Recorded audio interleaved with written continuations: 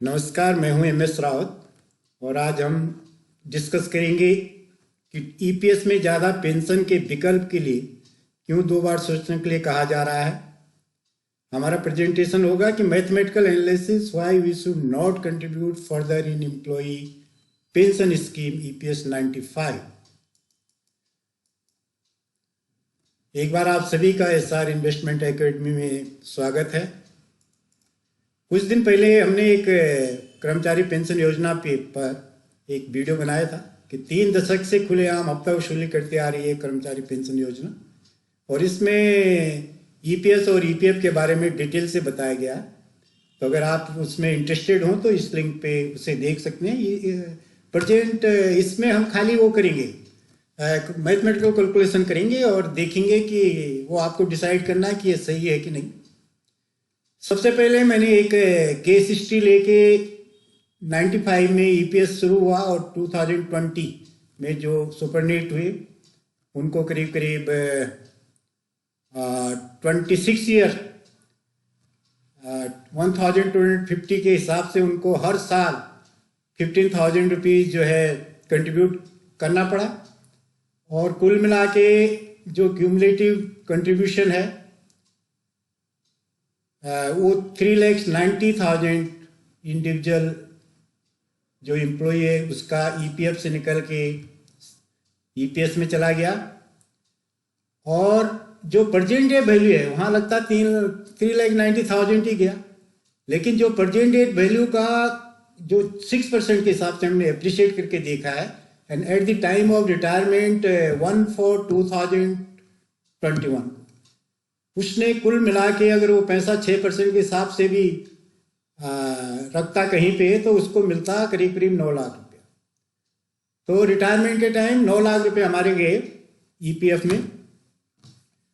और जो लोग आगे आने वाले टाइम में, क्योंकि 95 से 36 ईयर होना बहुत अब जल्दी हो जाएगा, तो जो लोग 36 ईयर तक 1250 जमा करते रहेंगे सालाना 15,000, तो करीब करीब 4.5 लाख जमा करेंगे। और at the date of their retirement जो अप्रिशिएट होगी वो वैल्यू बनेगी, वो बनेगी 18 लाख। तो they will be giving to EPS 18 lakh rupees from their EPF, जिसको CPF भी कहते हैं, प्रोविडेंट फंड भी कहते हैं। अब EPS को अगर हम कहते हैं ठीक है 60 में रिटायर होता है, 58 में आप 58 ईयर्स में उसको आप पेंशन में बदलते हैं, तो 25 ईयर्स तक आप सुपरनेशन के after सुपरनेशन you can draw the pension. ये मान के चलते हैं सब बढ़िया चल रहा, सभी का बढ़िया चल रहा, तो 25 साल तक जो है हर आदमी उसका पेंशन भी लेगा। तो करीब करीब 12 × 3 36,000 हमको एक साल का मिलेगा। और इस तरह से हम करीब करीब 3,60,000 हम इसका जो ये 36,000 एवरी ईयर लेंगे तो करीब करीब हमको 9 लाख मिलेगा। यहाँ लग रहा है 9 लाख, लेकिन जो पैसा हमको एक साल बाद मिलता है उसकी वैल्यू धीरे धीरे कम होती जाती है। 10 साल बाद उसकी वैल्यू 18 लाख हो जाएगी, 20 साल के बाद उसकी वैल्यू 10 लाख ही हो जाएगी, 1/3 ही हो जाएगा। 24-25 साल कोई लेता नहीं लेता, मैंने पहले उसमें बताया कि नहीं लेते हैं भाई, अंगूठे के निशान भी नहीं मिलेंगे आपके, और 2-3 हज़ार उसकी वैल्यू, 3,000 रुपये की वैल्यू का क्या होगा उस समय, 200 1/4 हो जाएगा वो। तो 600-700 के लिए कौन जाएगा फैमिली, क्यों ये मान के चलते हैं कि आपके बाद फैमिली लेगा, फिर वो बेमतलब का बच्चों के नाम डाले हुए हैं, वो बच्चे अपना नौकरी करेंगे कि आपका एक छोटे से अमाउंट के लिए बैंक का चक्कर लगाएंगे। तो इसकी क्यूमुलेटिव वैल्यू जो हमको मिलती है ओवर दी 25 ईयर सब अगर लेते हैं तो करीब करीब हमको ये 4.72 लाख आपकी जेब में वापस आएगा। जबकि आपने वहाँ पे उसी डेट पे उस डेट पे आपने दिया है, उस डेट पे आपने दिया हुआ है 8.87, जो प्रेजेंट डे वैल्यू है उसके हिसाब से होता है इसका कैलकुलेशन। एंड अभी आपको मिलेगा सब कुछ ठीक रहा तो 4.72।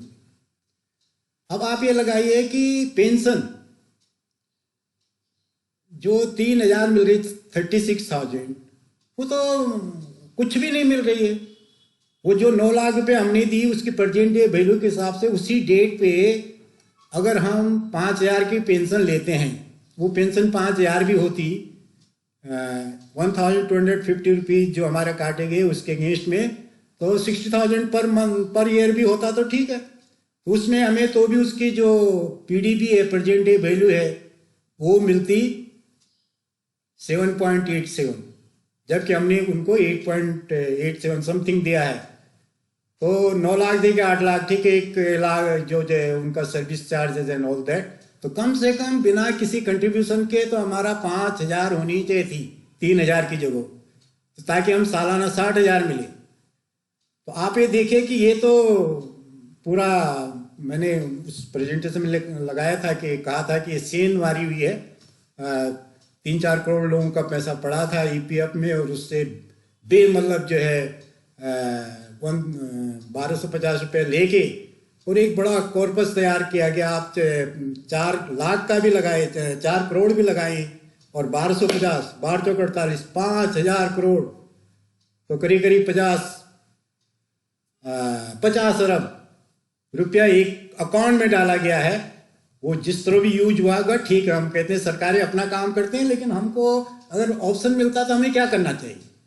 हमें उस तरह से सोचना है कि इतने बड़ा माना हमारा जो इससे लॉस हुआ है, जो 2020 में या उसके बाद रिटायरमेंट मिनिमम लॉस उनका जो 3,90,000 कटा, अगर वो 8.5% के हिसाब से भी हम देखते हैं इंटरेस्ट रेट जो हमें ईपीएफ में मिलता है, प्रोविडेंट फंड में मिलता है, तो 13 लाख का उसमें नुकसान हुआ। और जो लोग बाद में क्या थे, कंपाउंडिंग का यही एक मजा है कि जैसे जैसे साल ज़्यादा हो जाते हैं तो इंटरेस्ट बहुत ज़्यादा होने लगता है। और जब ये 36 साल की नौकरी, एवरेज नौकरी कोई करता है, तो उसको कितना लॉस, अगर वो पैसा वहीं पड़ा रहता, अगर ईपीएफ में पड़ा रहता, उसके प्रोविडेंट फंड में रहता, तो उसको 31.5 लाख और मिलता, लेकिन उसको मिल रहा है 3,000 रुपये का। और इनको ज़्यादा ज़्यादा कितना मिलेगा? इनको भी बहुत ज़्यादा मिलेगा नहीं, उनको भी उसी रेशियो में मिलेगा, प्रपोर्शन।